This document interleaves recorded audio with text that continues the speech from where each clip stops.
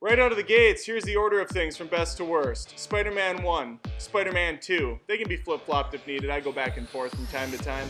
Homecoming, Spider-Man 3, The Amazing Spider-Man, AIDS, B-Movie, Amazing Spider-Man 2. You disagree? That's cool. This is Movie Feuds.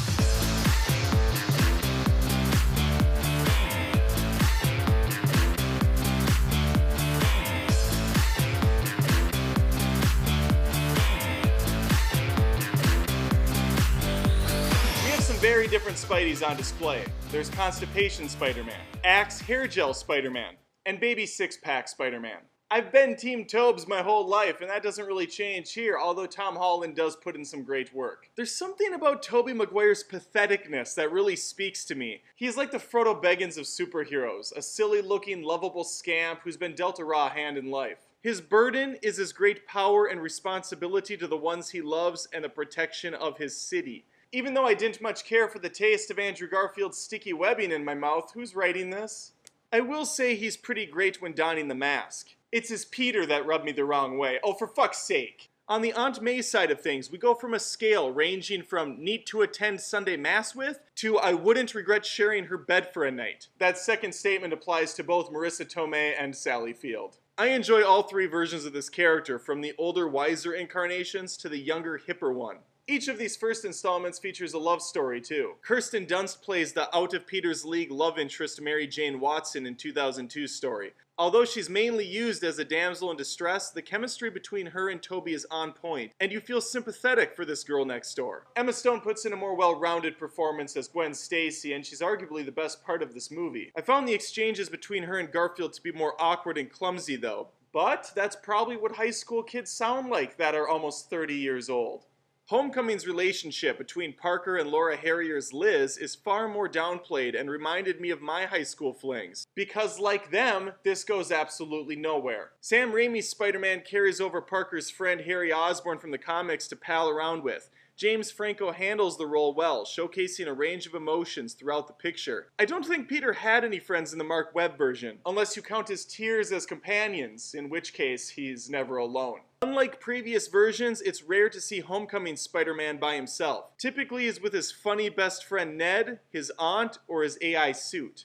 The villains are an interesting bunch. Let's start with William Dafoe, who gives a very polarizing performance as the Green Goblin. Some, like myself, really dig his overly cartoonish tone, while others will dismiss it as cheesy, or my favorite overused term, cringy. 2012's Amazing Spider-Man as the lamest villain of the bunch. Dr. Connors, aka the Lizard. Not only is he a carbon copy personality-wise of Dafoe's Goblin, but he has the dumbest bad guy plan of the lot, which is to turn the entire city's population into lizard people. I recently reviewed Homecoming and said that although I am a big Michael Keaton fan, I found the Vulture to be just alright. Got a lot of pushback on that, and I have no idea why. His motivations make sense, and he's certainly better than most of the MCU villains, but there is nothing memorable here outside the great twist in the final act that many did not see coming, including myself. I've seen Keaton as Beetlejuice, Batman, a washed-up actor, multiple versions of himself in the same movie. So to say that this is his best performance to date is insulting. Lastly, there's the memorable performance put in by J.K. Simmons as J. Jonah Jameson. A character so perfectly captured the next two versions didn't even bother trying. The Daily Bugle crass-talking, hot-headed editor-in-chief goes out of his way to paint our webhead in a bad light, ironically hiring the very guy he hates to snap photos for the cover story.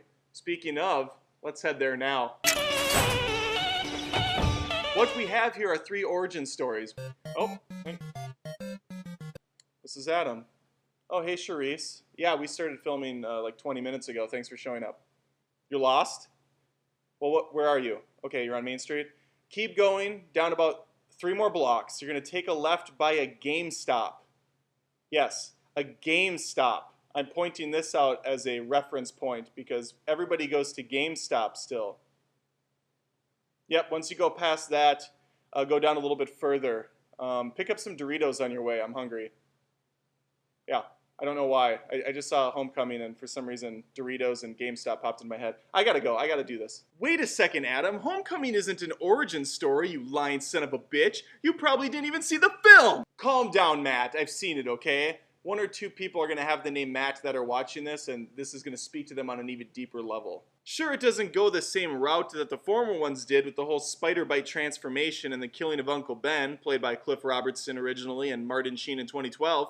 We don't see him create the suit or learn how to harness his abilities, and we certainly don't get our 3 minutes. 3 minutes of playtime by Bonesaw! R.I.P. Macho Man Randy Savage.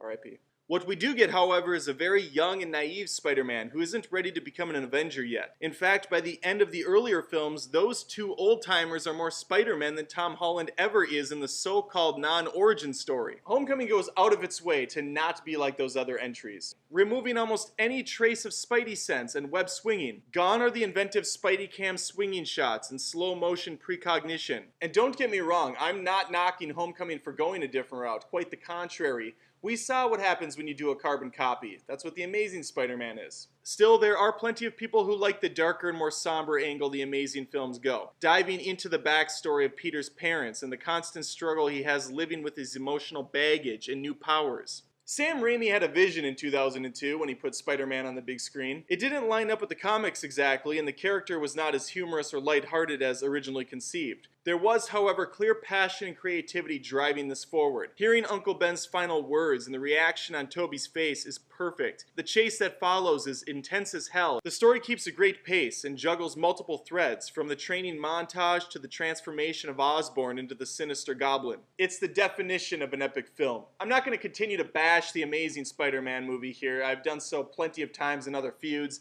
That would just be redundant. To me, it was the same as the live-action Beauty and the Beast. If you're going to do the same thing again, then what the hell is the point? Especially when the thing you are mirroring is so well loved already. I mean, money is obviously a driving factor in retaining the rights of a character you currently own. Spider-Man Homecoming is a really funny comedy. It's a superhero comedy much in the same vein as Deadpool, minus the aggressive unicorn masturbation we've all come to love. In some ways it's a very unique flick, and in others it's extremely generic. The whole John Hughes-style high school shenanigans are incredibly fun. I was smiling through most of the film. Where it fails for me is the actual superhero stuff. It's fine that the stakes are smaller scale, they should be. However, because the story chooses to blow past the Uncle Ben and parent tragedies, I have no idea why Peter insists on being this other dude. This Spider-Man has no real motivations to be himself. He just is.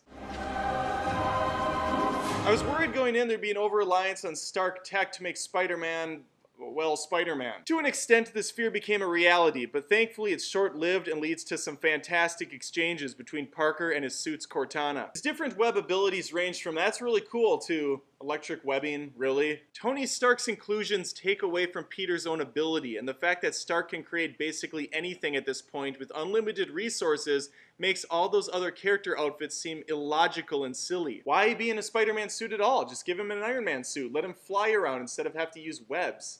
Let him auto-lock onto villains from miles away. It's just too much. The fighting isn't great in Homecoming either. Really quick exchanges for the most part until a final act night fight on an invisible plane. It's not the easiest scene to watch, and I spent most of that time thinking, this is a really unguarded plane that has a lot of really priceless things on it, really important things. You would think that Stark would at least have a couple Iron Men flying alongside of it. Amazing Spider-Man for some reason thinks its lead is Batman and opts to have him fight mostly at night. The action sequences are easy enough to keep track of, but there is nothing remotely interesting going on. The school battle is the highlight, and I did enjoy the spider web he builds in the sewer to find his prey. Raimi's action is far more frantic and violent, with our hero getting very cut up and bloody by the time the credits roll. The camera moves with ease as Spidey goes from building to building, sometimes in glorious slow motion. Accompanying him is the best score of the three, and one of the best in superhero history, ranking up there with Donner's Superman and Burton's Batman, which makes sense considering Danny Elfman also did the Cape Crusaders flick. James Horner really phones it in with Mark Webb's picture, and Homecoming forgets it had a theme after the great opening score, instead falling back on the Avengers stock music we've heard 16 times over by now. And believe it or not, this is me trying to be less impartial than usual. Clearly it's not working. Let's conclude. I'm glad Marvel and Sony didn't just churn out the same old Spider-Man movie again. We have Sam Raimi's fantastic trilogy to look back on, and we have Mark Webb's two-parter to show us just how bad things can really get. I prefer Raimi's first installment for many reasons. Traditional origin stories are certainly played out, but when they are done right, with clear passion and heart, they can be very powerful and entertaining. 2017 Spider-Man Homecoming is a simple and refreshing take on the character that is a letdown for me in terms of pure Hollywood magic, but it's a huge victory, separating itself from the overwhelming amount of comic book movie adaptations hitting the screen each and every month still. As always, I'm eager to hear your thoughts. Leave a comment, vote for your winner, and remember, this is more than just reviews. This is Movie Feuds. Hey Victoria, you know the eclair you just engulfed in one bite that was sitting on the snack table? That was mine. Yeah. And now you're just walking away like you don't hear me.